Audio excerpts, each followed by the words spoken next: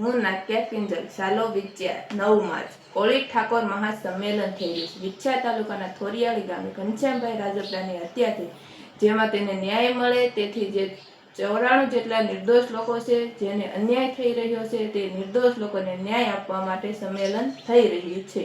વિછ્યાની અંદર ઘનશ્યામભાઈ રાજપરાની હત્યા બાદ કોળી ઠાકોર સમાજ એક થઈને એક મહાસંમેલન કરી રહ્યું છે અને આ મહાસંમેલન કરવાનું પાછળ ઘનશ્યામભાઈ રાજપરાના પરિવારને ન્યાય મળે અને જે લોકો પર વિછ્યાની અંદર ખોટા કેસો કરવામાં આવ્યા છે એ પરત ખેંચવામાં આવે અને કોળી સમાજને હક અને ન્યાયની જે લડત છે તે લડવા માટે સમગ્ર કોળી સમાજ એક થાય તેવો મેન હેતુ છે।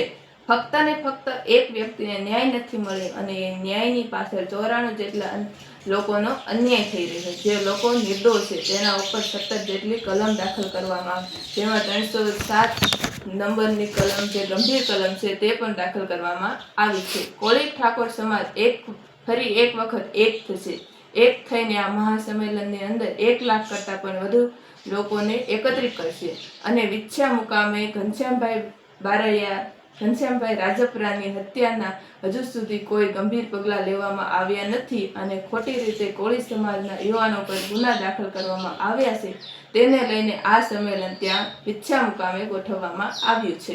તો આજે એ નિર્દોષ લોકોને ન્યાય અપાવવા માટે સમાજના આગેવાનો હજુ સુધી જાગ્યા નથી, તો આજે સમાજે જાગવું જરૂરી બન્યું છે। તો તારીખ 9/3/2025ના રોજ વિછ્યામાં ભેગા થશે। વિછ્યા કોળી ઠાકોર મહાસંમેલનમાં કોળી સમાજના તમામ લોકો આખા ગુજરાતમાંથી આ સંમેલનમાં જોડાશે, જેમાં હું પણ આવી રહી છું અને તમે પણ જોડાઓ। બસ અસ્તુ, જય હિન્દ, જય ભારત, જય કોળી સમાજ।